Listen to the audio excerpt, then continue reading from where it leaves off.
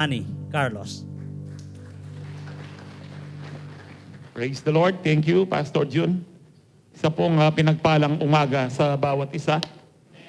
Amen. Praise God. Nasa pag-aaral po tayo ng pananampalataya, faith. Ilang buwan na po, I think 4 months na po ito, no? Yung una pong pinag-aralan po natin ng yung magkaroon tayo ng bold faith, na maging matapang po tayo sa ating pananampalataya. At maging unshakable po tayo, hindi po tayo nasishaken, hindi tayo natatakot. Magkaroon tayong pananampalatayang ganito ho, at maging aggressive po tayo na i-grab po natin what is rightfully ours, na pinagkaloob po ng Diyos sa pamamagitan ng kanyang anak na si Jesucristo. In order for us to have bold, unshakable, and aggressive faith, kailangan po mag-grow po tayo. Sino po dito ang napapansin po nila at nakikita po nila sa sarili po nila na nag-grow po sila sa pananampalataya? Something is wrong kung tayo po ay hindi po lumalago sa pananampalataya. Mas malaking diferensya pa rin ho kung ang pananampalataya ho natin patras siya, paurong siya. Na kung kailang tumatagal ka sa pagiging Kristiyano, sa dami ng naririnig po natin salita ng Diyos, lalo kang natatakot sa mga virus ngayon, lalo kang natatakot sa mga balita po ngayon. Dahil alam niyo po, kung kilala po natin ang Lord at may pananampalataya tayo sa Diyos, kahit ano pong mangyari, hindi ka matatakot. Nasasabi mo lang yung pastor, marami na po akong naharap. No? Pati po yung na-COVID po ako last year. Mag-1 year na po niyan. Ilang araw na lang po, September na noon, sa Wednesday po, lilitaw na si Jose Marichan. No? Merry Christmas. Mag-1 year na po ito. God is so good. Kapag nagtiwala ka sa Lord, buong puso ka pong nagtiwala sa Lord, mararanasan mo po siya. We are studying faith because without faith, ang sabi po ng Hebrews 11:6, it is impossible to please God. Kung walang pananampalataya, walang pananalig sa Diyos, hindi po makakakilos ang Diyos sa ating buhay. Hindi kanya basta pwedeng pakialaman dahil ikaw at ako, kapatid, meron kang free will sa buhay po natin. At ang free will po natin yan, kailangan i-surrender natin kay Lord. Kapag ito'y sinusurrender po natin kay Lord, ito po'y pananampalataya. Lord, let your will be done and let your kingdom come. Huwag po kayong matakot na ganun po ang prayer po natin kasi po, wala nang pinakamaganda pa na mangyari sa buhay po ng isang tao kundi po yung kalooban ng Diyos. Marahil tayo po ang mga tao, lalo na kung matinuho tayo, maganda po ang mga plano natin sa ating buhay, sa ating pamilya, sa ating mga anak. Subalit, mas maganda po, higit ang plano ng Diyos sa bawat merong pananampalataya na mga anak niya. The reason why may mga tao pong hindi nila nararanasan ng Diyos dahil puno sila ng pagdududa, puno sila ng takot, puno sila ng pag-alala. Kapag ganyan ho, nasisira po yung pananampalataya po natin. Nacho-choke po, nasasakal po yung pananampalataya natin. At kapag ganyan ho, it is impossible to please God. Kaya nga po, kailangan nating lumago sa ating pananampalataya, especially these last days, na nabubulaga na lang ho tayo sa ilang saglit lang ho, no, na sakop ang Afghanistan ng mga Taliban, na nung walang saysay po ang kayamanan po nila, ang bahay po nila, ang sasakyan nila, ang trabaho po nila, wala po silang, marami pong mga tao nagsisilikas po, may mga sumakay po ng eroplano, kahit sa side lang po, kung nakita nyo po yun, nahulog po sila. Para lang po tumakas po doon. Hindi po tayo pwedeng manalig sa sarili po nating kalakasan o sa sariling yaman po natin ngayon. Kung may mga kayamanan po kayo ngayon, hindi nyo pwedeng panaligan po yan. Kung meron po rin po kayong katalinuhan, hindi nyo rin pwedeng panaligan ang katalinuhan po natin. Dahil kung wala po ang Diyos, wala tayong magagawa. Akala lang po natin, matalino po tayo, pero ang dami pong kamangmangan ng tao. Lahat po tayo, maraming kamangmangan. Kaya kailangan nating mananig sa Panginoon. Kaya sabi po ng Proverbs, the fear of the Lord is the beginning of wisdom. The more na ito pong fear pong ito, hindi po ito yung ite-terrorize ka, hindi po ito yung takot na talagang natatakot ka sa Diyos. Hindi po, ito po yung pagrespeto, paggalang, pagsamba sa Diyos, pagsunod sa Diyos. Pag sinabi mo meron kang takot sa iyong magulang, meron kang pagsunod sa iyong magulang. Hindi ka natatakot sa magulang mo dahil mukhang multo yung magulang mo. Hindi ho ba? May takot tayo sa ating nanay at tatay dahil mahal po natin sila. Same thing with God. May takot tayo sa Diyos dahil mahal natin ang Diyos. At kung meron tayong takot sa Diyos, mahal natin ang Lord, dapat po ang pananampalataya natin, mas nakikilala po natin siya. The more na nakikilala po natin siya, the more na mag-grow ka. The reason why, bakit hindi po lumalago sa pananampalataya ang isang Kristiyano, kasi hindi niya nakikilala ang Panginoon. At nakikilala lang po natin ang ating Panginoon sa kanyang mga salita. Hindi po sa mga bali-balita.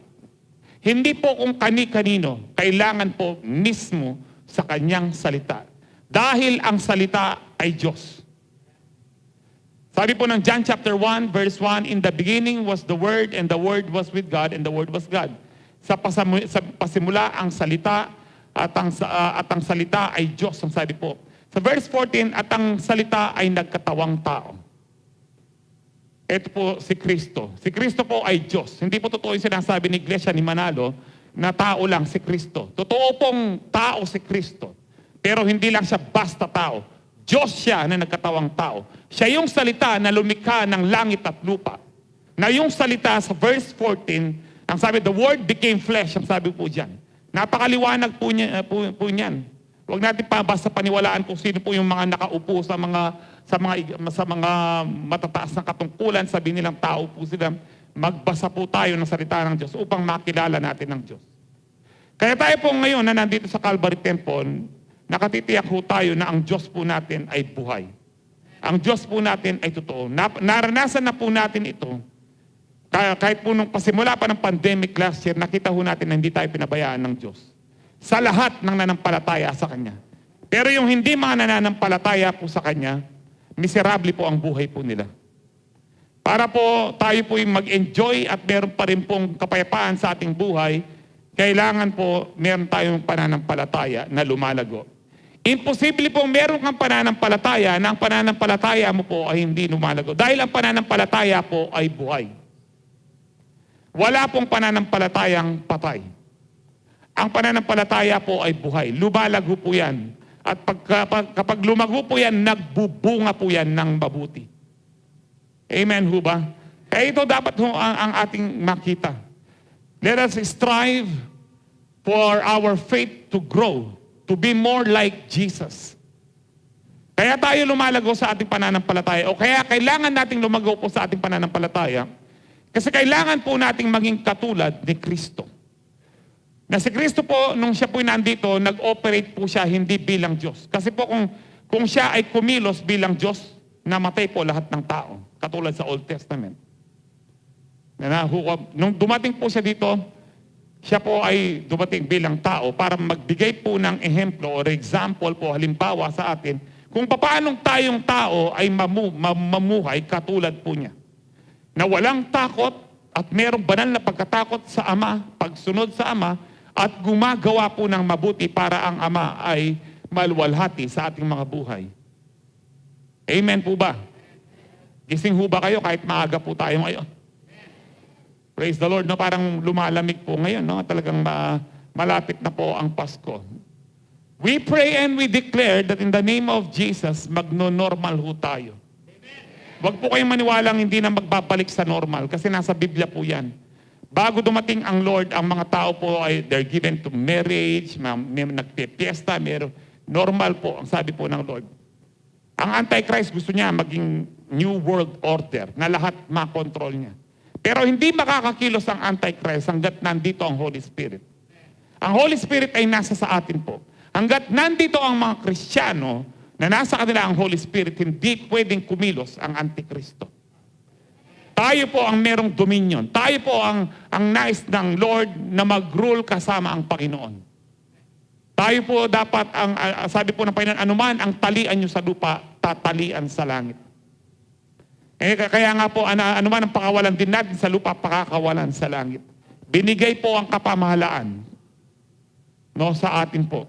Kaya nasa atin po kung mananalig po tayo. At gagawin lamang po natin yan, nagagawa po natin yan dahil lumalago tayo sa ating pananampalataya. Amen? So ito po yung mga napag-aralan po natin nung unang linggo na in order for us to grow, kailangan po tayo'y mapuspos ng banal na Espiritu, mabautismo ng banal na Espiritu. Ang sabi po ng Panginoon sa mga disipulo na huwag kayong aalis ng Jerusalem hanggat hindi dumarating ang pangako ng Ama sa inyo. Ano po yung pangako niya? Yung Holy Spirit. Kaya po pagdating sa Acts 1:8, you shall receive what? Power when the Holy Spirit has come upon you. Kaya nga po, tandaan niyo po ito, it is not true na hindi mo na kailangan mabaptize ng Holy Spirit kasi kapag tinanggap mo ang Panginoon, nandun na ang Holy Spirit. That is half-truth. Yung kung nandoon ng Holy Spirit, yung selyo, yung sealed, nakaselyo ka ng Holy Spirit para ikaw ay ligtas na. Yung mga kausap po ng Panginoon na huwag kayong aalis ng Jerusalem, sabi po niya, ligtas na po yung mga yon. Especially yung mga 12 disciples. Pero huwag kayong aalis muna ng Jerusalem hanggat hindi kayo nababautismuhan ng kapangyarihan ng banal na Espiritu.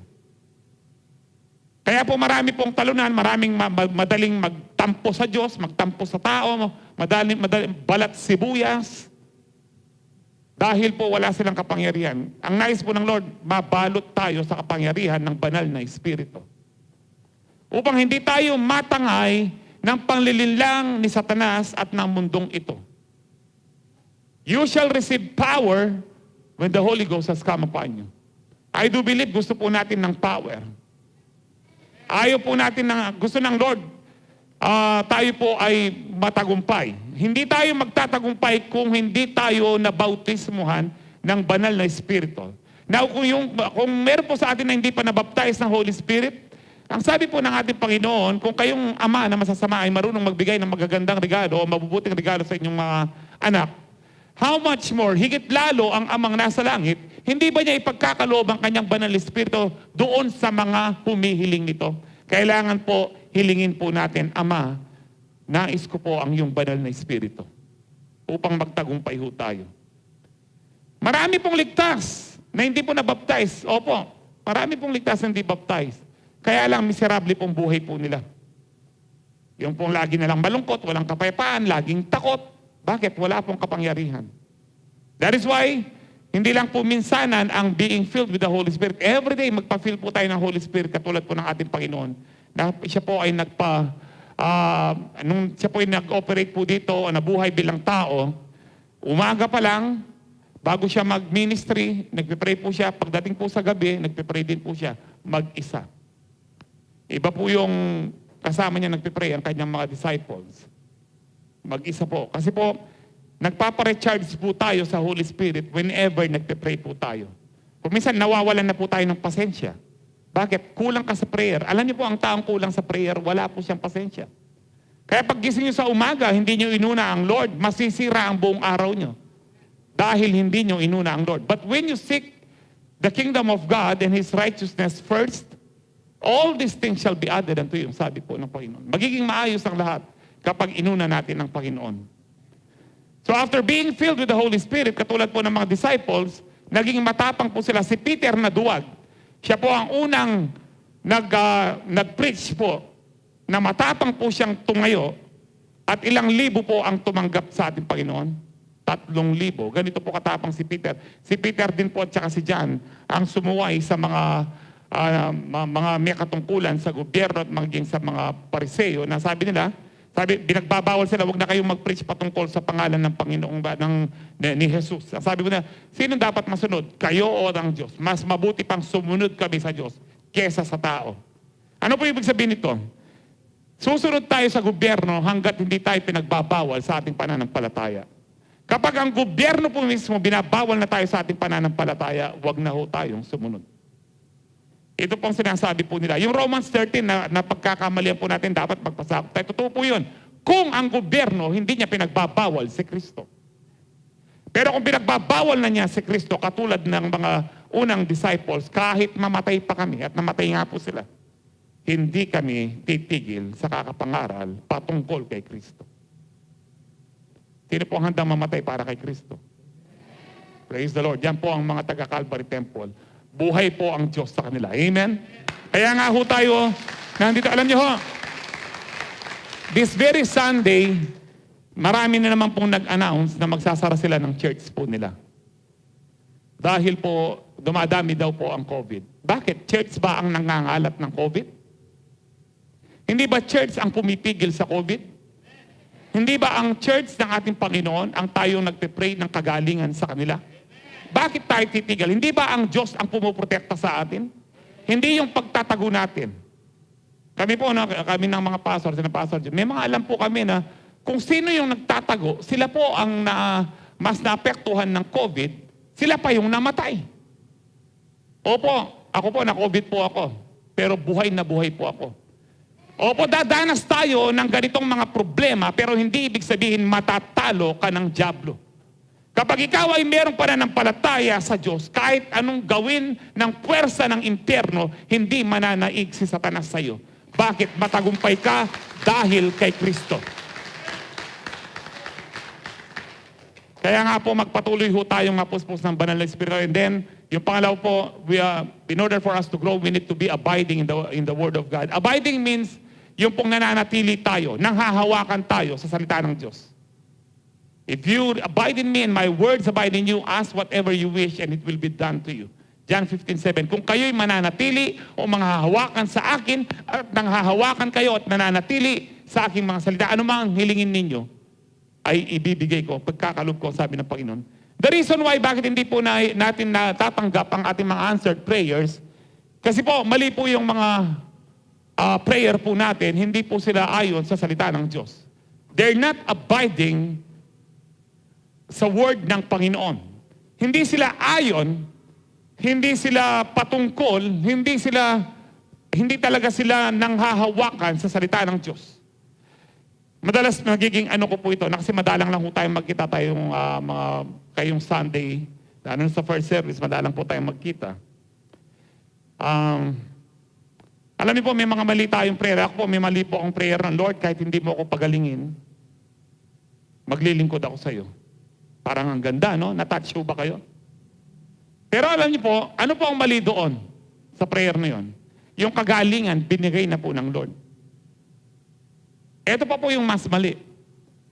Yung kapag merong karamdaman ng iyong anak, sasabihin mo, Panginoon, Diyos ko, sa akin mo na lang po ibigay yung karamdaman na binigay mo sa Kanya.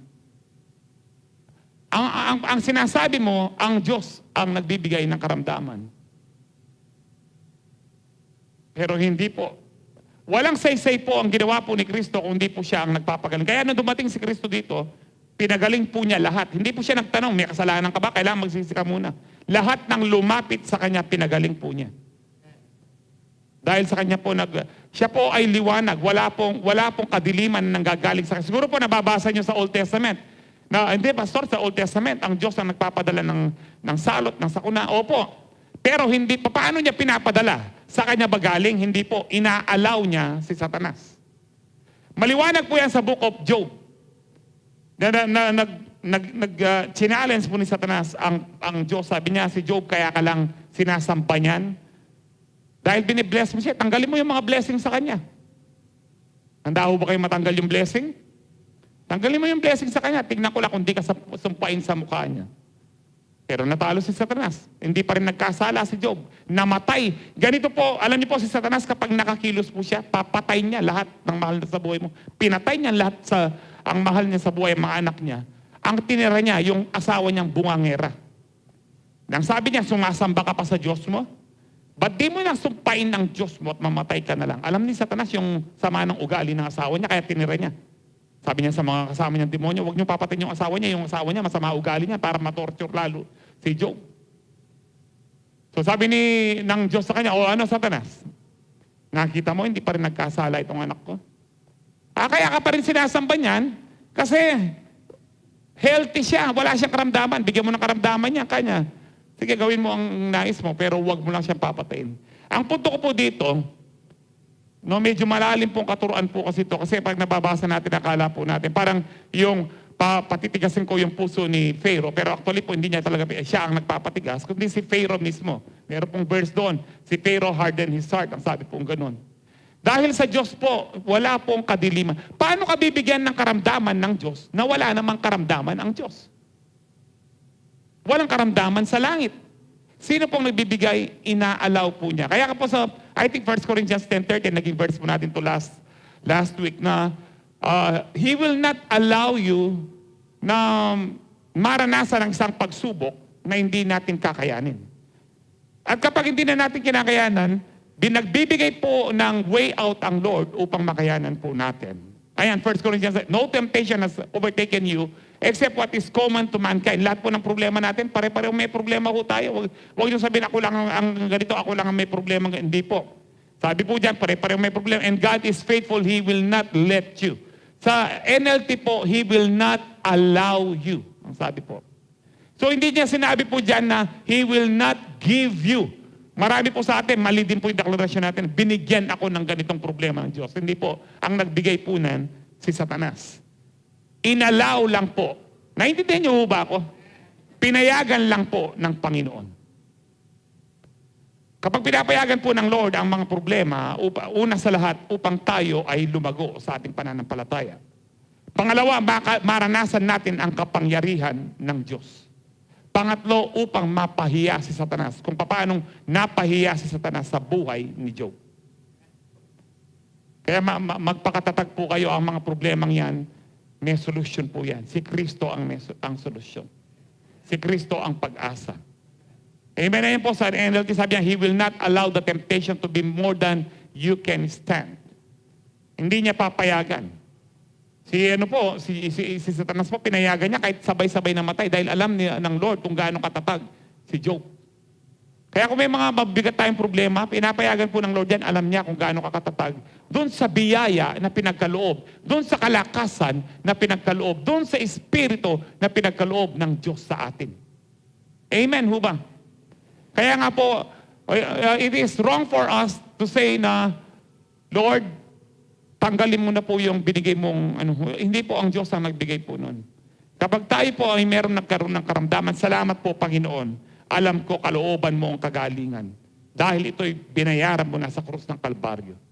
The reason why hindi tayo nakakatanggap ng mga answered prayer po natin, mali po ang prayer natin. Dapat ang prayer natin, ito po ay naka-align sa Word of God.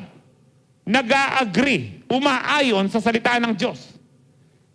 Kapag ang prayer mo, Lord, kung nais mo, Panginoon, makakabayad ako ng utang. Anong palagay mo sa Panginoon? Ano siya? Ang sabi po ng Romans 8:32, kung hindi niya pinagkait ang kanyang bugtong na anak, hindi ba niya ibibigay ang lahat ng bagay? Ibig sabihin po nito, yung pinaka-the best ng Diyos, binigay na po niya. Ano pa ang hindi niya kayang ibigay sa atin? Kung yung ang si Kristo na bugtong na niyang anak, ng ama, binigay niya, yung bang pambayad ng bahay mo, pambayad ng utang mo, hindi ba? Tapos magpe-pray ka, Lord, kung kalooban mo, makakatapos ng pag-aaral ang mga anak ko. Kalooban po ng Diyos. Ang problema, nananampalataya ka ba? Tama ba yung pananampalataya mo? Tama ba yung binibigkas mo? Kasi meron pong kapangyarihan sa mga sinasalita po natin. There is power in declaration. Death and life is in the power of tongue. Sabi po ng Proverbs 18:21. Numbers 14:28, gagawin ko mismo ang mga bagay na lagi mong sinasabi, ang sabi ng Panginoon. Kung lagi mong sinasabi, ay hindi ako magtatagumpay, siguro mamamatay na ako, mga ilang araw lang, patay ka na nga. Manlalambot ka. Pero kung sinasabi mo, pinagpala ako ng Diyos, iingatan kami ng Diyos, hindi kami pababayaan ng Diyos, at kahit kailan, hindi kami matatalo ng mga problema dahil matagumpay kami kay Kristo. Gagawin ko mismo ang mga sinasabi mo, ang sabi ng Panginoon. Kaya po Numbers 14:28, no, I will do the very thing I heard you say. Kaya mag-ingat po tayo sa dinideklara na po natin.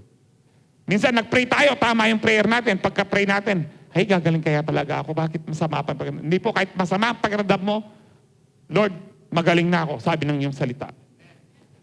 Baka sabihin niyo po, sinasabi mo lang yung Pastor Man, hindi mo anong hindi nararanasan? Mag-15 years ko na po, mag-15 years na po akong nagdadialysis. At ang laging deklarasyon ko, Lord, salamat po, pinagaling mo na ako.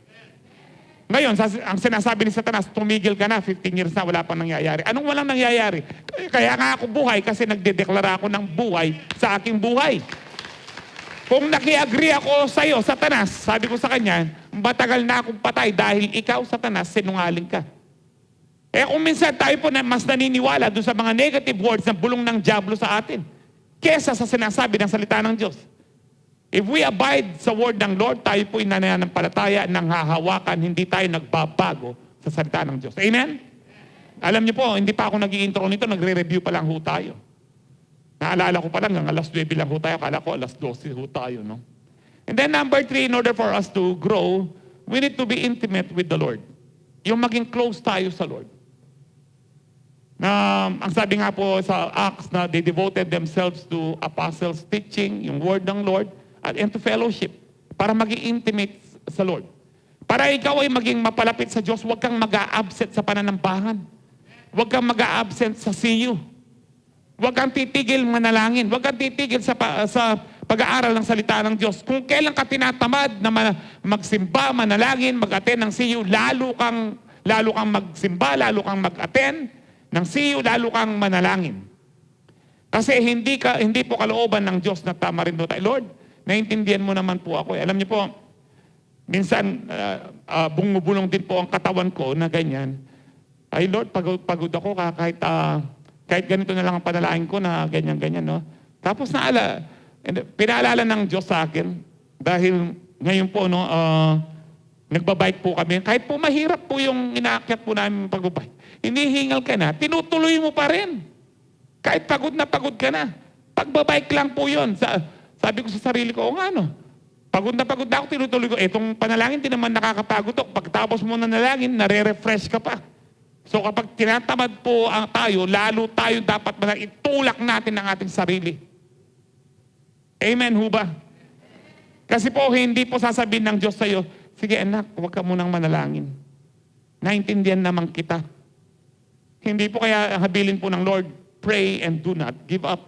Watch and pray so that you will not fall into temptation.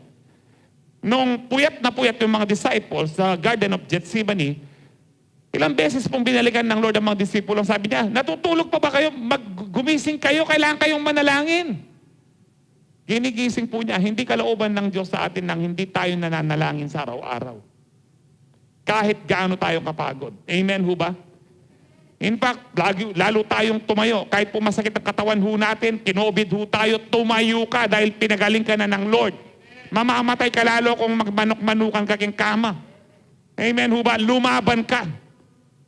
Dahil kasama mo ang Diyos, siya ang kalakasan mo. Kapag ikaw, magiging ganito lang ho tayo kung kilala mo ang Diyos. Meron kang intimate, yung close ka sa Panginoon, malapit ka sa Panginoon. Kaya sabi po sa James, no, I think James 4:8, no, draw near to God and He will draw near to you. Lumapit ka sa Diyos at lalapitan ka ng Panginoon. Hindi po, nauna na pong lumapit ang Panginoon. Ngayon tayo na po dapat ang lumapit. Come near to God and He will come near to you. Bakit po? Every time na kinakalimutan natin ang Diyos at pinipili po natin ang makabundong bagay, lumalayo po tayo. So na number 4, last week po. So in order for us to grow, we need to be a teachable person.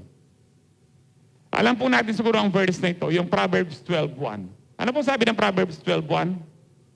He who loves discipline loves knowledge, but he who hates correction is what? Stupid. Isang hangal, isang mangmang, isang bobo, isang taong hindi po nagpapakorek. Nakakita na po ba kayo ng tao na parang pagkakwentuhan mo, parang lahat alam po niya, kahit anong subject pinag-usapan. Parang alam niya lahat. Parang ang galing-galing niya. Tapos pag kinokorek mo siya, hindi siya, mga tao po niyang ganyan, stupido. At tayo rin po kinokorek ng Lord. Pag sinabing kinokorek, dinidisiplina po tayo ng Panginoon. Alam niyo po, dalawang klaseng pagdidisiplina ng Panginoon parang magulang po. Ngayon po, hindi na ganyan ang mga magulang. Marunong pa yung mga bagong magulang ngayon, marunong pa sila sa salita ng Diyos. Ako, pastor, hindi ko na pinapalo yung anak ko kasi mahal ko siya. Oo, stupido ka. Walang ganyan sa salita ng Diyos. Kapag nagkakamali ang bata, lalo na sa kanyang murang edad, dapat po paluin siya. Yan ang sabi po ng Proverbs. You spare the rod, you will spoil the child. Kapag hindi mo pinalo ang bata, magiging spoiled po yan. Siguro napapanood niyo po sa Facebook yung iba na yung isang bata, binubugbog niya nanay niya. Yung nanay, wala pa rin ano. Sa Amerika naman po, may bagong TV. Yung bata, binagsak niya po yung TV. Di ba? Binawal lang. Bago pa lang yan. Binagsak na naman ho niya. Buti nandun yung karton. Hindi yung bata pong maliit, hindi na kontento, kumuha siya ng martilyo, pinagpapalo po yung, hindi pa rin Sabi ko, kung anak, binatukan ko na yan, pinalo ko na yan para magtanda siya. tayo pong lumaki sa disiplina, ako po lumaki po sa disiplina. Mas matitino po yung mga taong lumaki sa disiplina. Dahil ito po ang utos ng Diyos. Kahit ang Diyos po, dinidisiplina tayo. Ang sabi po ng Revelation 3:19, those whom I love, I rebuke and discipline. So be earnest and repent. Kapag tayo dinidisiplina ng Diyos, mahal niya ho tayo. Ayan po, Revelation 3:19. Mahal ka ng Panginoon kapag ikaw dinidisiplina niya. Sabi po ng Hebrews 12, magtaka ka na kapag hindi ka dinidisiplina ng Diyos, hindi ka anak ng Diyos kapag ganyan. Ngayon, dalawang disiplina ang ginagawa po ng tayo po ay nakokorek. Sa ating mga magulang, tingin pa lang, alam na po natin. Tayo pong mga nabuhay ng 80s, 70s, tingin pa lang, salita pa lang, alam na po natin. Ngayon, kapag hindi ka nakuha sa tingin, hindi ka nakuha sa salita, saan ka makukuha? Sa palo. Ganon din po sa Diyos. Dapat makuha na ho tayo sa 2 Timothy 3:16. Ano po ang 2 Timothy 3:16? All Scripture is God-breathed. It's useful for teaching, correcting, rebuking, and training so that the man of God may be thoroughly equipped for righteousness. Now, lahat ng salita ng Diyos, no, mabuti yan para tayo ay ituwid, no, disiplinahin. Ngayon, kung di ka makuha sa salita ng Diyos na naririnig mo, pupunta ka sa Hebrews chapter 12, verse 4 to 11, na kung saan namamalo ang Diyos. Huwag po kayo maniwala doon sa mga preacher na hindi na po namamalo ang Diyos. Nasa Hebrews chapter 12. Maliwanag po yan na pinag-aralan natin last week. Hebrews chapter 12, 4 to 11.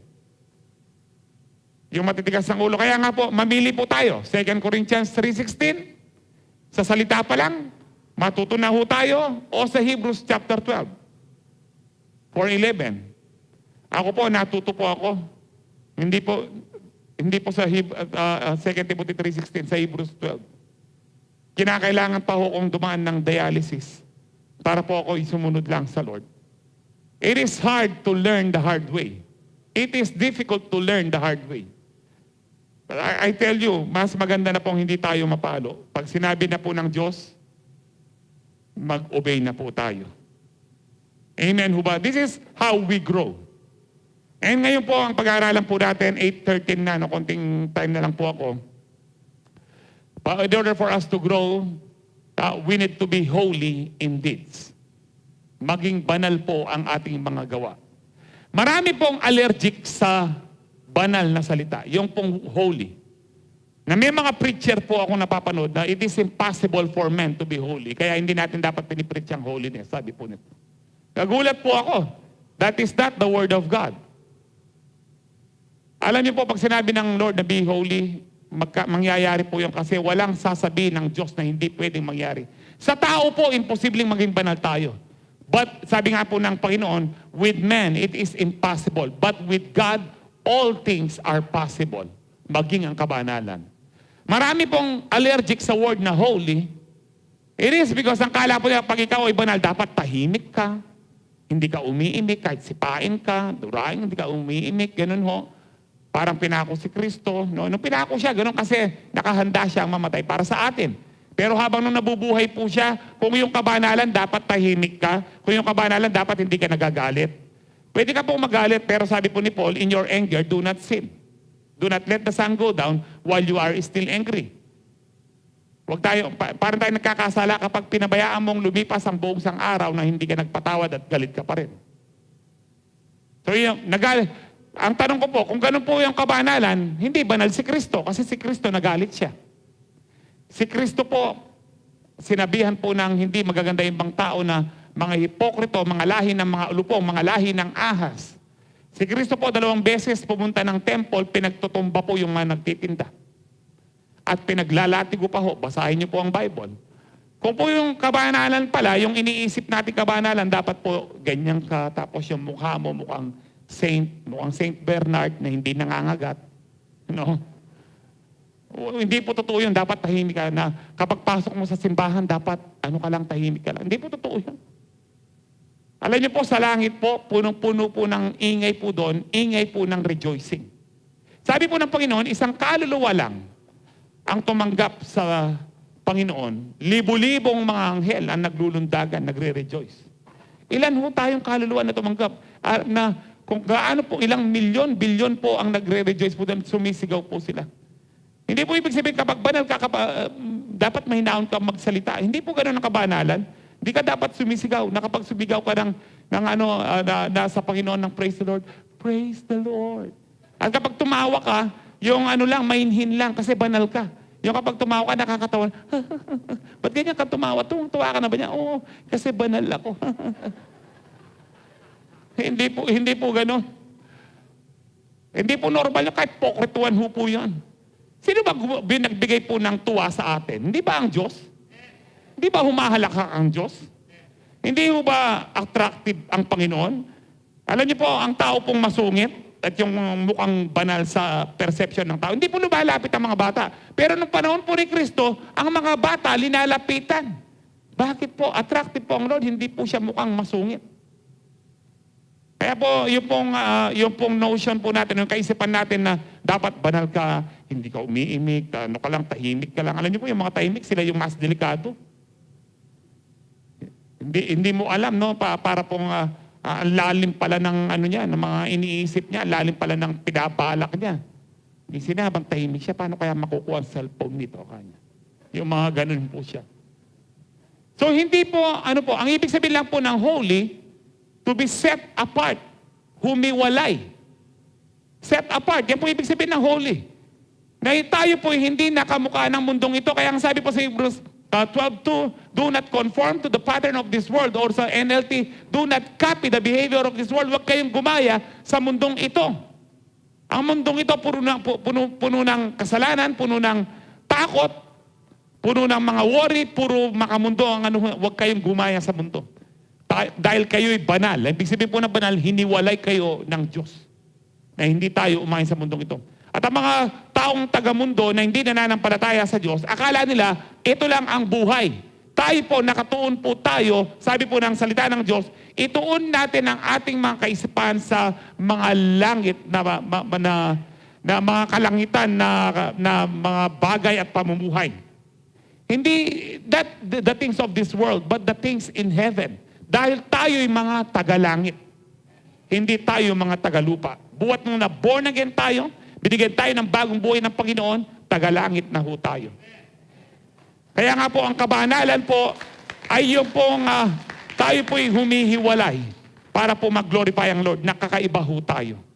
Amen ho ba? So mag-start na po ako, 8:18 na po, no, haba ng introduction ko. Dito po sa ating text po ngayon sa 1 Peter 1:47, sabi diyan, you must live as God's obedient children. Don't slip back into your old ways of living to satisfy your own desires. You didn't know any better then, but now you must be holy in everything you do. Just as God who chose you is holy, for the scriptures say, you must be holy because I am holy. Verse 17, and remember that the Heavenly Father to whom you pray has no favorites. He will judge or reward you according to what you do. So you must live in reverent fear of Him during your time here as temporary residents. Tayo muna po yung manalangin. Ama, patuloy niyo po ang pagpalain ng bawat isa sa pagtanggap po namin ng inyong banal na salita. And as we believe and receive your word, I continue to declare healing, deliverance, and salvation, Panginoon, sa mga anak mo, maging mga nasa online, maging lalo na sa mga first-timers po namin, sa mga bisita po namin ngayon. Lord, touch their hearts, oh God. Nawa po, Panginoon, makita po nila ang liwanag, ang pag-asa sa iyong salita. Dahil wala nang ibang liwanag, wala nang ibang pag-asa, kundi ikaw lamang, aming Panginoon. Salamat po, Panginoon. To you be all the glory, honor, and praise in Jesus' name. Amen and amen. Palakpakan po natin ng Lord. Balikan po natin ang verse 14. Ang sabi po sa verse 14 dyan, you must live. M-U-S-T, kailangan. It is a command. Hindi po totoong kapag nasa New Testament ka na o New Covenant ka na under the grace of God, walang mga commandments. Marami pong commandments. But we are not saved by doing the commandments. Kaya tayo nag-obey sa mga command ng Lord because we are already saved. Tayo po'y saved by faith, by grace through faith. At yung bunga po ng mabuting gawa, ito po yung ebidensya na tayo nga ay ligtas na. So you must live as God's obedient children. In fact, kapag ikaw ay anak ng Diyos, dapat nga, ikaw ay masunurin sa Diyos.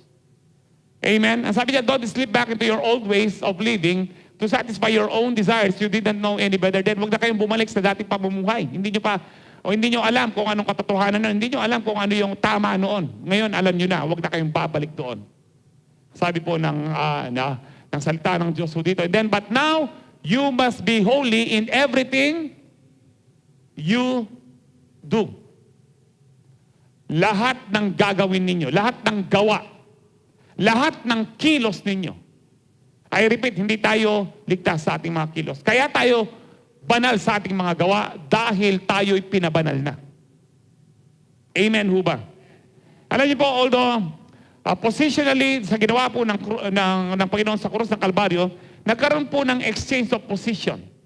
Yung position po natin bilang makasalanan, ginuha po ng ating Panginoon upang yung position niya na bilang matuwid, tayo'y maging matuwid. Sabi po ng 2 Corinthians 5:21, na ginawa po ng Ama si Kristo na maging kasalanan upang sa pamamagitan ni Kristo, tayo'y maging katuwiran ng Diyos.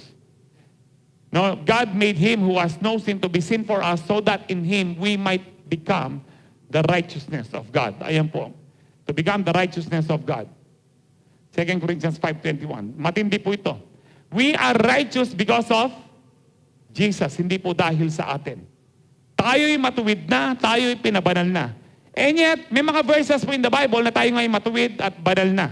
And yet, may maraming verses in the Bible na kailangan po tayong magpatuloy na maging banal sa ating mga gawa. Katulad po nitong binabasa natin sa Peter ngayon, na sabi niya, but now you must be holy in everything you do.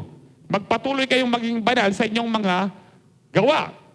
Just as God who chose you is holy, for the scripture say, you must be what? Holy, for I am holy. Remember, kapag narinig niyo po yung word holy, set apart. Sa ibang salin po, perfect.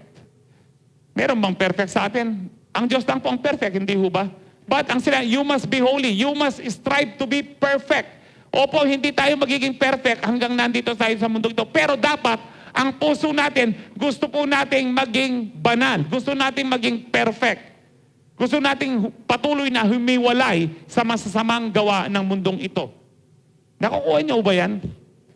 Meron po mga players, mga athletes po, na sinasabi po nila na practice makes perfect. Sabi po nila, no? Practice makes perfect.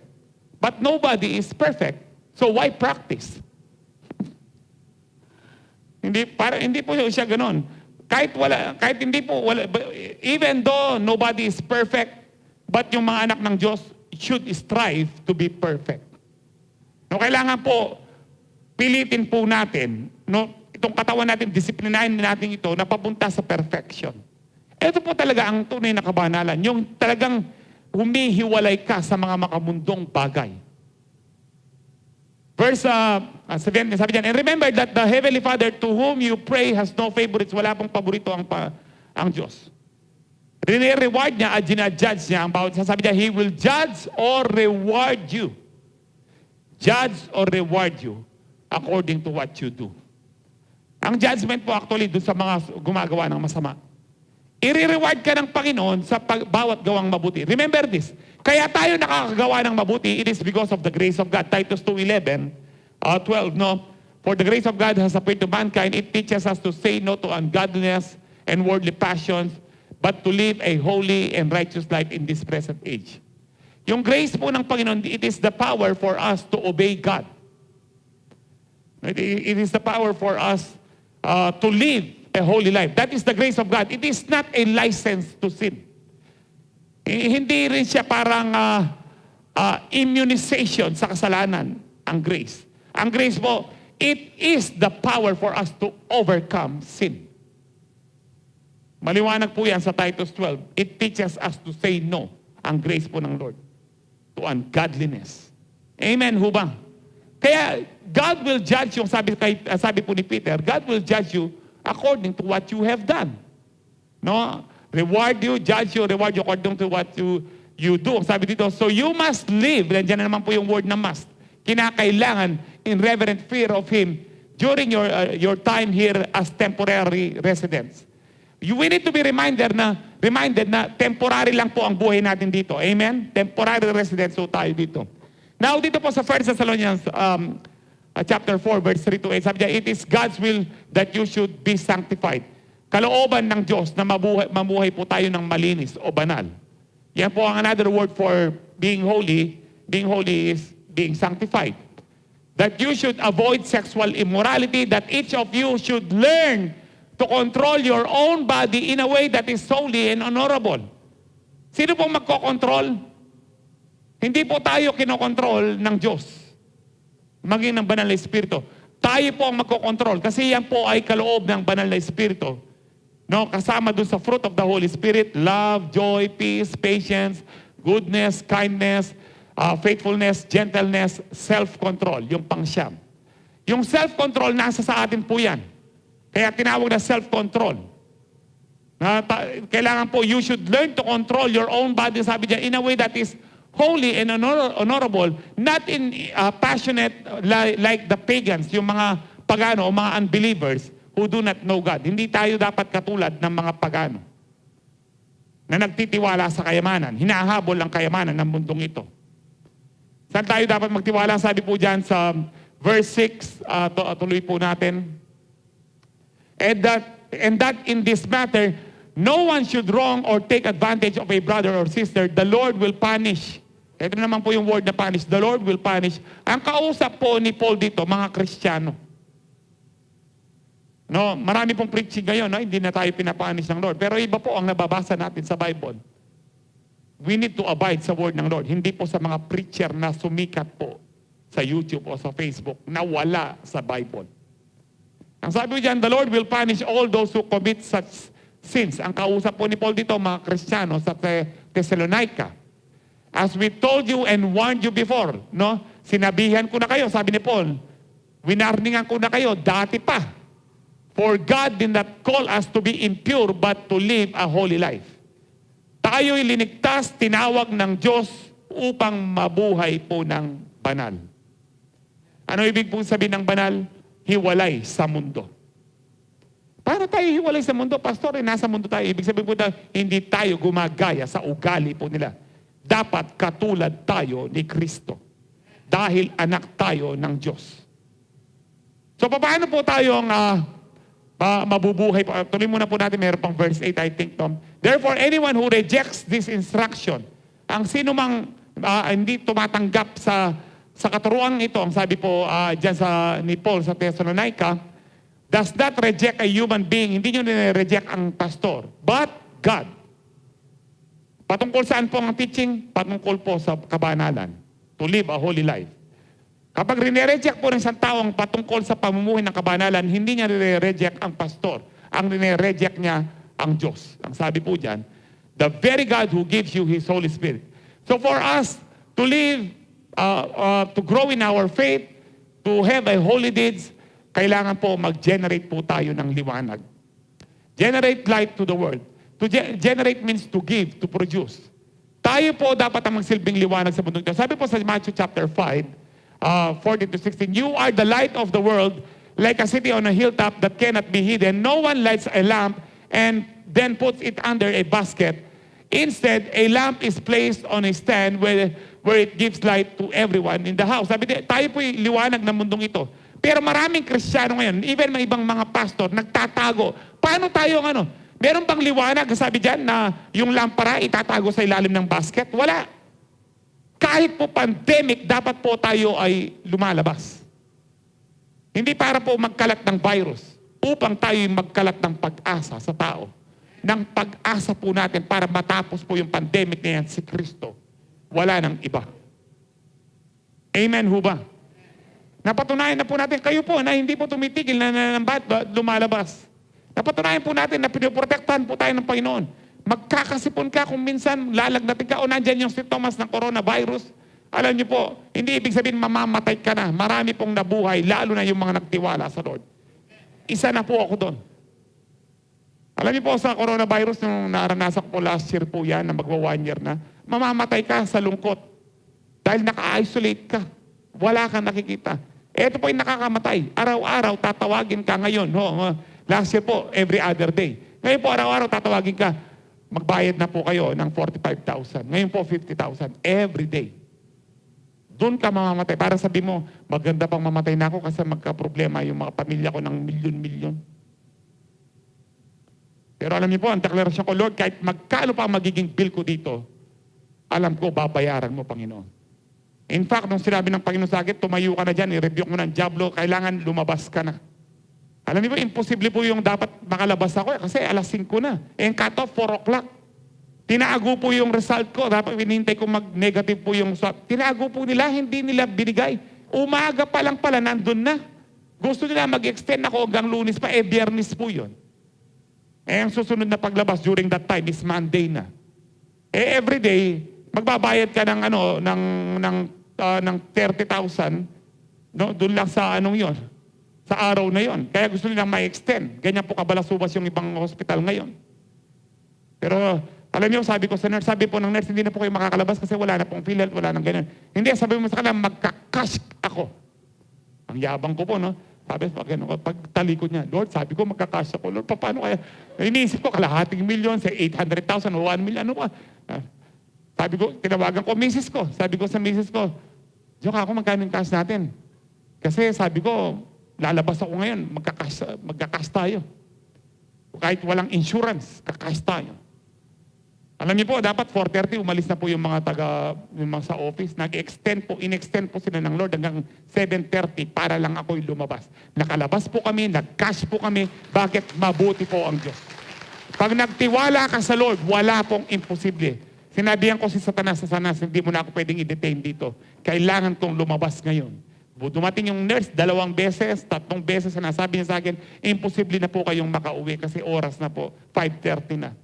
Hindi, uuwi ako. At nakikipagbuno po ako kay Satanas. Hindi, uuwi ako. Alam niyo po, nagkaano po ako, pero yung iba, kinahihiya po nila, huwag mong sabihin na nagka-coronavirus ako. Ako po, parang proud pa ako eh. Uy, ba't ang tagal mong nawala? Na-COVID ako, ha? Na-COVID ka? Pasabay atras eh. Yun pong ganun. Bakit po? Hindi po ako proud dahil na-COVID po ako. Proud po ako dahil linigtas po ako ng Diyos sa COVID. Pinambayad pa ako ng Diyos sa COVID. Yung iba sa inyo, na kinahihiyan nyo na may karamdaman kayo, sinong magpipray sa inyo? Sino kasama nyo sa prayer? Kayo lang mag-isa. May sakit na nga kayo, may pride pa kayo, mga balasubas. No, yung pong, huwag mo sasabihin na meron kaming, dakwanting dyan. Anong nakakahiya nun? Huwag kang mahiya dahil yung nararanasan mo ngayon, magtatagumpay ka kung magtitiwala ka sa Diyos. Kaya huwag kang mahiya sa sitwasyon mo kung ano man sitwasyon mo ngayon, kapatid. Amen? We need to be the light of the world. Makita nila na buhay si Kristo, na mayroon tayong liwanag. Kaya sabi po dyan, tuloy po natin, no? Verse 16, in the same way, let your good deeds shine out for all to see. No, yung light po natin, kapag gumagawa tayo ng mabuti, tayo po'y nagliliwanag. Makikita ng tao, meron pa palang ganyan na mga tao na gumagawa ng mabuti. Amen, ho ba? Another verse, no, bibilisan ko na po, 7:34. Jesus spoke, John 8:12, sabi dyan, Jesus spoke to the people once more and said, I am the light of the world. If you follow me, you won't have to walk in darkness because you will have the light that leads to life. Kung kayo ay susunod sa akin, hindi na kayo kailangan lumakad pa sa kadiliman. Kung tayo ay sumusunod. Kapag hindi tayo sumusunod, nasa kadiliman ho tayo. If you follow me, kung kayo ay sumusunod sa akin, hindi kayo lalakad sa kadiliman. Lagi kayong may liwanag, lagi kayong may pag-asa. At laging makikita ng tao na merong liwanag sa inyo. Kahit may mga problema. Opo, sabi ng Panginoon, dadanas tayo ng mga problema dito. Pero sabi ng Lord, pinagtagumpayan ko na yan. Ibig sabihin po, hindi pwedeng hindi tayo magtagumpay kung mananampalataya tayo kay Kristo. Ganito ho tayo nagliliwanag sa mundong ito. Amen. Ba? Another verse, meron pa bang verse? Ephesians 5:8-9. Sabi diyan, for once you were full of darkness, but now you have the light from the Lord, so live as people of light. For this light within you produces only what is good, right, and true. Kung meron tayo talaga tayong Kristo, si Kristo na nasa sa atin na siya ang liwanag, hindi pwedeng hindi mabuti ang bunga po niyan. Kaya tayo po, yung mga tunay na ligtas at tunay na liwanag, meron pong gumagawa po sila ng mabuti. Kapag hindi ka na, the reason why hindi nag-grow yung ibang tao kasi ayaw po nilang gumawa ng mabuti. Gumawa po tayo ng mabuti para mag-grow tayo. Huwag niyong hintayin yung feelings. No, gumawa ka ng mabuti at mararanasan mo po yung magandang feelings. Na masaya pala ang gumagawa ng mabuti. Another verse po. Wala na. Next point. We need to refuse to compromise righteousness. Hindi tayo dapat kino-compromise ang righteousness. The word compromise, ibig sabihin po nito, yung pong you meet halfway. Hindi po ganun. Sa gobyerno po, nakikipag-compromise tayo kung minsan na gusto mo yun pong mapabilis yung papeles nyo, magbigay kayo. That is compromise. And we do not compromise. Even our faith, our righteousness, hindi po natin kino-compromise. This is how na nagiging liwanag tayo. This is how we do holy deeds. Dito po sa tingnan na po natin ang verse, 1 Thessalonians 5:22, reject every kind of evil. Every kind of evil, yung wala po sa salita ng Diyos, yung pong immorality, alam na po natin yan lahat yan. Pero hindi natin nakikita kung minsan what is evil, yung hindi tayo sumusunod doon sa salita ng Diyos. Nasabi ng salita ng Diyos, you shall lay hands on the sick and they shall recover. Wala pong nagpe-pray sa atin. Dahil takot na ho tayo. Dapat po sundin ho natin, that is evil kapag hindi ho natin pinag-pray ang kapwa po natin. Binigyan ho tayo ng kapamahalaan, ng kapangyarihan, ng kalakasan ng Diyos upang ipanalangin ang ibang tao. Hindi lamang po sa sarili po natin. Para makita po nila yung mabuting gawa, makita po nila yung kabanalan po sa atin. Amen ho ba? Now, next verse, ang sabi po dito, 2 Timothy 2:23, run from anything that stimulates youthful lust. Instead, pursue, alam niyo po, ano po, sabi diyan, tumakbo kayo papalayo sa youthful lust. Now, ang youthful lust, hindi lang po yan pang-youth. Kaya tinawag pong youthful lust, pwedeng matanda ka na, meron ka pang youthful lust. For example, may kilala ho ba kayong senior citizen na 70 years old, 80 years old, kumekarengking pa, nag-boyfriend pa siya ng 20 years old? Is that love? No. Gusto niyo sabihin ko yung pangalan niya? Hindi na, alam niyo naman yung mga ganyan. Alam niyo po, may mga ilan po kaming kakilala, no? Kami ni na Pastor Jun. Ilan po ito, nakakilala po na. Yung iba po, more than 10 years na pong alam ko.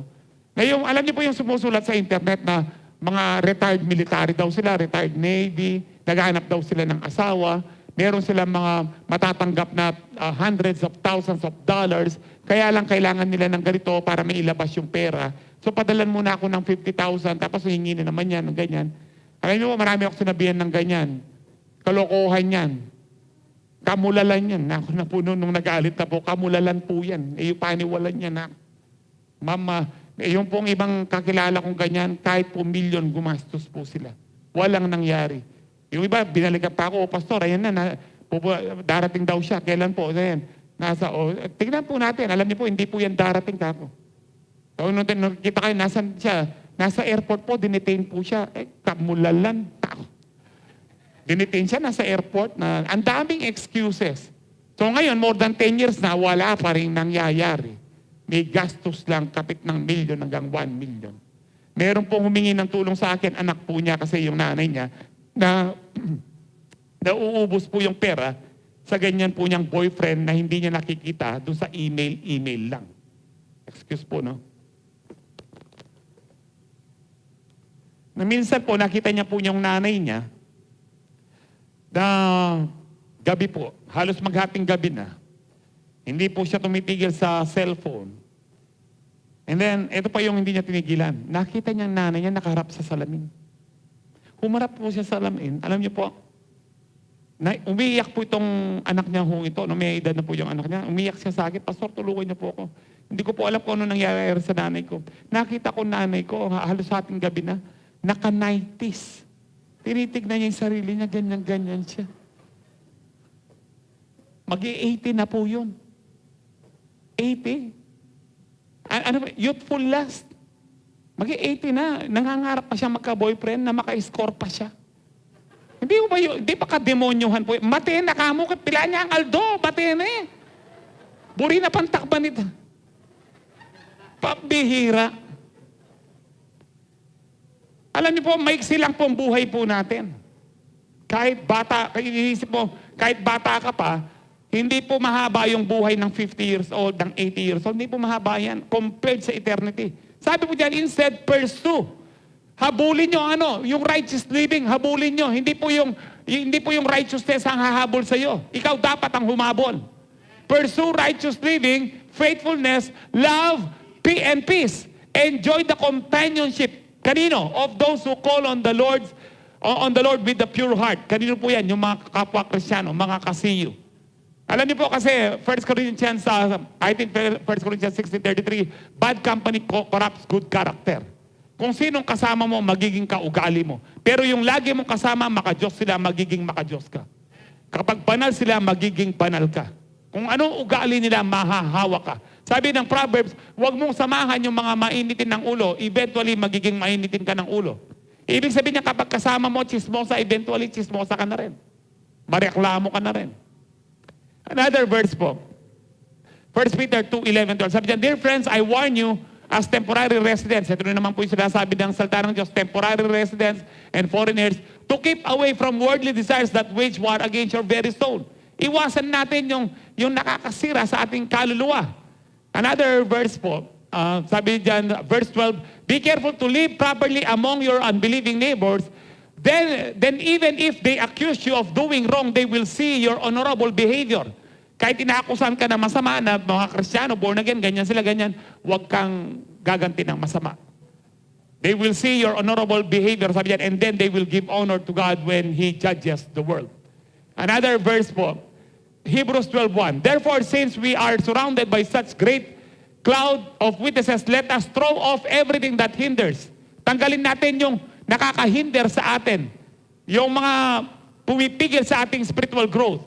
Especially, and the sin that so easily entangles. Madali pong kumapit ang kasalanan. Dapat po tanggalin natin yan para mag-grow tayo. And let us run with perseverance the race marked out for us. Nasa race po tayo. Dapat magpatuloy ho tayo. Magbata ho tayo hanggang pagdating ni Kristo. Amen ho ba? Pangatlo po, para po makagawa po tayo ng banal na nagawa po, we need to open our faith to people. Sino po dito ngayon, hanggang ngayon nahihiya kayo sa inyong pananampalataya? Nahihiya kayo na sabihin yung born again kayo. Something is wrong kapag hanggang ngayon ganyan pa rin po tayo. Kung tunay kang mananampalataya, dapat po hindi ka nahihiya kay Kristo. Yung patungkol kay Kristo. Hindi ka nahihiya na ikaw ay mananampalataya ni Kristo. Papakita po natin ang verse. 1 Peter 3:15. Sabi dito, but in your hearts honor Christ the Lord as holy. Always being prepared, ang sabi diyan, lagi tayong handa to make a defense to anyone who asks you for a reason for the hope that is in you. Kailangan dinidepensahan po natin ang ating pananampalataya. Sabi po ni Jude, isang chapter lang yung Jude, contend for the faith. Ipaglaban natin ang pananampalataya. Minsan po pinagpipray ko po ang Amerika na tumayo sila sa pananampalataya. Sabi po ng Lord sa akin, mas pagpray mo ang Pilipinas. Dahil sa Pilipinas, walang national leader na mga pastor na tumatayo para kayo ay magpatuloy. Sa Amerika po, napakaraming mga churches po doon na mega churches. Although may mga churches na natatakot din, pero may mga malalaking churches na lumalaban po sila sa gobyerno na sila'y pinapasara sa hindi tayo magsasara dahil ang Diyos lang ang pag-asa natin. Kung mamamatay tayo, mamatay na tayo sa pananampalataya natin. Katulad po natin sila. Sa atin po dito, mga national leader po natin, pati sila nagtatatago. Pag sinabi kong national leader ng mga Kristiyano, nagtatatago po. Kung tunay tayong Kristiyano, dapat handa tayong mamatay para kay Kristo. Hindi yung tago tayo ng tago na parang hindi buhay ang Diyos sa atin. Ang dapat magtago, mga demonyo, dahil buhay si Kristo po sa atin. Na kapag nagsalita tayo, inutusan natin ng demonyo, dapat silang sumunod. Dahil yun po ang batas ng espiritual. Kapag ginamit mo ang salita ng Diyos, ginamit mo ang pangalan ni Kristo, hindi pwedeng hindi sumunod ang mga demonyo sa iyo. Lalo na kung ikaw ay mananampalataya. Kaya sabi diyan, you must be prepared to make a defense to anyone who asks for you for a reason for the hope that is in you.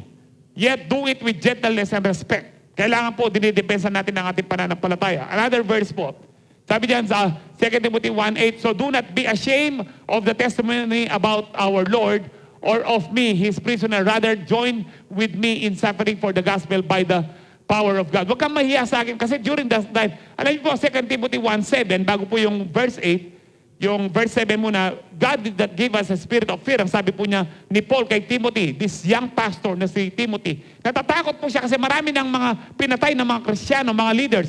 Ngayon, nakakulong yung mentor niya, yung pastor niya, si Paul. Huwag kang mahiya. Ang mahiya po dyan, do not be ashamed. Huwag kang matakot. Kapag nahihiya ka, natatakot ka. Ayaw mong sabihin na ikaw ay born again kasi natatakot ka, baka i-reject ka. Huwag kang mahiya, huwag kang matakot, sabi po ni Paul dito. No, kailangan kahit na mag-suffer tayo for the gospel, ito po ang tunay na pananampalataya. We need to open our faith. It is a holy deed. Ito po ay banal na gawa kapag sinasabi natin meron tayong buhay na Diyos. Another verse po dito, kapag kinakaya natin ng Lord, ang sabi po ng Lord dito sa Mark 8:38, if anyone is ashamed of me and my words, sabi po dyan, in this adulterous and sinful generation, the Son of Man will be what? Ashamed of them when He comes in His Father's glory with the holy angels. Kapag kinahiya mo ko, sabi ng Panginoon, sa harapan ng aking amay, kahiya kita. So ang tunay na Kristiyano, hindi po tayo nahihiya na sabihin po natin ang ating Panginoon, ang ating tanging tagapagligtas, ang ating tanging pag-asa at buhay na walang hanggan, walang iba, kundi ang ating Panginoong Hesukristo. Yan po ang dapat nating ipagmalaki. Another verse po, Romans 1:16, for I am not ashamed of the gospel because it is the power of God that brings salvation to everyone who believes, first for the Jew, then for the Gentiles. Kung ito pala ang kapangyarihan para maligtas ang mga tao, hindi lahat po, ang gospel po, hindi po para sa lahat. Para kanino po ang gospel of salvation? For those who believe. Amen ho ba? Yung hindi nananampalataya, kawawa po sila. So, kaya sabi ni Paul, hindi ko kinaiya ang salita ng Diyos kasi ito lang ang pag-asa para maligtas ang tao. Kayo po, kung hindi kayo Kristiyano at nangangailangan kayo ng pag-asa, gusto nyo bang hindi sabihin ng kaibigan nyo o kapwa ninyo na mayroong pag-asa kay Kristo? Siyempre gusto nyo yung marinig kung anong pag-asa. Sila rin po, bagamat hindi po nila alam o nakokornean sila sa pagiging maka-Diyos po natin, sabihin pa rin natin. Kasi yung kanilang kaluluwa, alam po nila, hinahanap po nila ang tunay na pag-asa at ang tunay na pag-asa ay si Kristo. Kailangan po natin sabihin po yun sa kanila. Kahit po tayo ngayon, kung nandito tayo, nawawalan tayo ng pag-asa, sinasabi po ng salita ng Diyos ngayon, ang tunay na pag-asa ninyo, si Kristo lang, wala ng iba. Hindi natin pag-asa ang presidente, hindi natin pag-asa ang mga doktor na magpapagaling sa atin, hindi natin pag-asa ang mga trabaho po natin. Hindi ko po sinasabing huwag nang tayo magtiwala sa doktor, huwag tayo magtiwala sa trabaho natin. Ang sinasabi ko po, ang tunay na bigay po natin pagtitiwala sa Diyos po. Dahil siya ang nagpapala sa atin, siya ang nagpapagaling sa atin, siya ang nag-iingat sa atin, at siya ang patuloy na magbibigay sa atin ng buhay, maging buhay na walang hanggan. Siya lang po ang pag-asa natin. Kung ano man po ang problema po ninyo, ano man po ang problema po natin, siya lang ang makakalutas po niyan. Wala ng iba. Last verse sa Mark po, 16:15. And sabi diyan, and then He told them, go into all the world and preach the good news to everyone. Everyone. Kailangan po open po ang faith natin kahit kanino. Huwag nating itago. This is how we shine out. This is how we generate light to the world. Last point po natin. Walk in the leading of the Holy Spirit. We began with the Holy Spirit, being filled with the Holy Spirit. Mag-e-end po tayo with the Holy Spirit. Because without the Holy Spirit, we can do nothing. In order for us para makagawa tayo ng mabuti. Kaya po tayo nakakagawa ng mabuti dahil yung Holy Spirit nasa atin. Eh yung iba, pastor, wala namang Holy Spirit na nakakagawa ng mabuti. Hindi po. Opo, parang nakakagawa sila ng mabuti. Gumagawa sila ng mabuti para mapansin. Gumagawa sila ng mabuti para iboto sila ng tao. Gumagawa sila ng mabuti kahipokrituan para sila ay masabing mabuti. Tayo po, gumagawa tayo ng mabuti para masabi nila na mabuti ang Diyos sa atin. Ma-glorify ang Diyos. Yun po ang tunay na mabuti. Kung gumagawa ka ng mabuti para magpasikat lang, masama pa rin. Ang tunay na paggawa ng mabuti, hindi mo kinukuha yung credit, binibigay mo sa Diyos. Ang sabi po dito sa verse po natin, Romans 8:14, for those who are led by the Spirit of God are children of God. Ang mga pinangungunahan ng banal na Espiritu, being led by the Holy Spirit, ang ibig sabihin ito, hindi tayo kinokontrol ng Holy Spirit. Nililid ka ng Holy Spirit na dapat dito ka lumakad. Pero kung di ka susunod, kung di mo kokontrolin yung self-control mo, sinasabi ng katawan mo, dito ka masarap dito sa mundo. Pero sabi ng Espiritu mo, sumunod ka sa Holy Spirit. Nasa atin pa rin. If you are not being led by the Holy Spirit, that means yung evil spirit ang naglilid sa'yo. Dalawa lang po yan. It's either you are being led by the Holy Spirit or you are being led by the evil spirit. Choose this day whom you will follow. Choose this day whom you will serve. Kung talagang anak tayo ng Diyos, susunod tayo sa kanyang banal na espiritu. Amen. Another verse po. Dito po sa Galatians 5:16-17, sabi diyan, so I say, walk by the Spirit and you will not gratify the desires of the flesh. Alam niyo po kaya tayo nakakagawa ng kasalanan sa laman po natin ito? Kasi hindi tayo lumalakad sa banal na Espiritu. How do we walk with the Spirit? We walk, we abide in His Word. Nananatili tayo sa kanyang salita. For the flesh desires what is contrary to the Spirit, and the Spirit what is contrary to the flesh. They are in conflict with each other so that you are not to do whatever you want. Lagi po nagkokontrahan po yan. Alam niyo po, hindi po tayo mga laman, hindi po tayo laman na merong kaluluwa at espiritu. Tayo po espiritu na nakatira po sa laman, nakatira sa katawan, at merong kaluluwa. We are spirit, soul, and body. Nagkokontrahan po yung espiritu at saka po yung body. Sabi po ng katawan, masarap ito, gawin mo ito, ganyan, ganyan, ganyan. Itong bisyong ito, itong addiction ito, masarap ito. Sabi ng espiritu mo, hindi tama yan. Sino magde-decide? Yung soul. Ang kaluluwa po natin, ang soul po natin, ito po yung deciding factor. Ang soul po natin, ito yung mind, intellect, emotion po natin, ang will po natin. Ang soul po natin ang magde-decide kung sinong susundin po natin.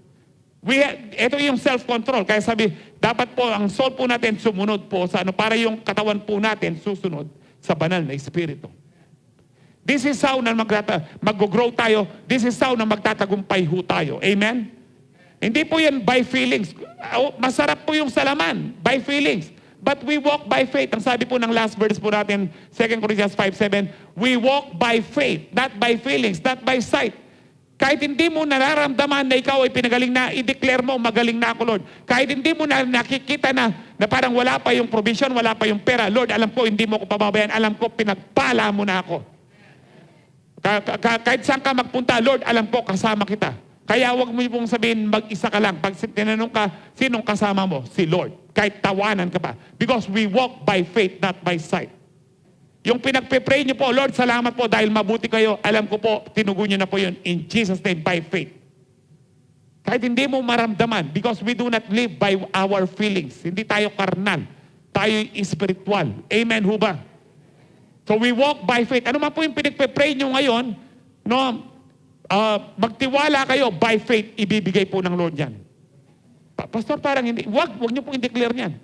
Lord, alam ko, mabuti ka. Sinabi mo, Panginoon, all God's promises are yes in Christ.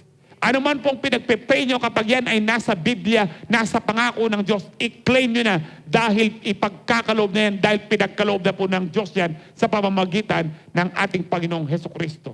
Amen. This is how we grow. We need the Holy Spirit. We need to be led by the Holy Spirit.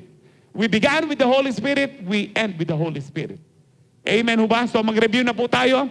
Holy indeed, number 1, we need to generate light to the world. We need to refuse to compromise righteousness. We need to open our faith to people. And of course, we need to walk in the leading of the Holy Spirit.